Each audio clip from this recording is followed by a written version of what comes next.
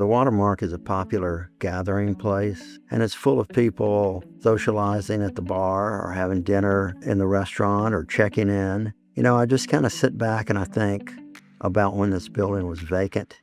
I never visited this building before I toured it as a prospective buyer. The moment I walked up to the building and saw it close and saw the Art Deco design on the exterior of the building and the stonework on the interior, the artwork, I knew that this was going to be a great project to restore the building and not tear it down.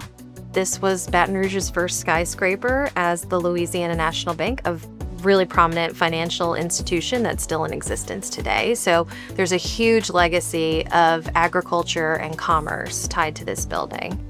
It didn't take much to realize that this needed to be a public place that Baton Rouge residents and guests to Baton Rouge could experience. Part of our job is to pick the types of projects that we think will be successful economically and that will bring improvement to the city. Once we gutted the building and took it back to its bare walls, we did a laser survey of the walls and the columns and the floors to try to see exactly what we had.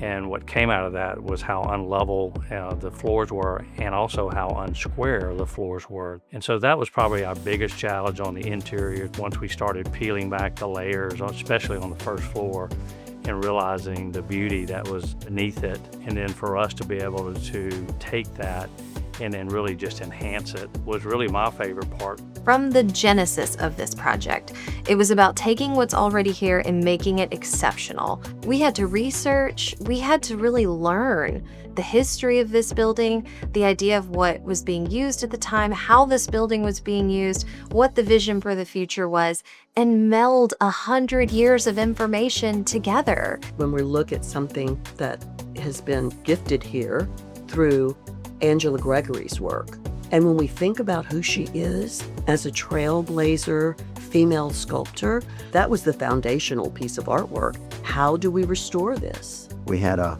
art restoration expert on scaffolding on the first floor for 90 days with a scalpel and paintbrush restoring those pieces of art that had really collected mold and deterioration on them. We think about the impact that it's going to create and the artists that are qualified for each component. But really, we're searching the world for these contacts, and when we see them all pulled together, it's unique and exciting.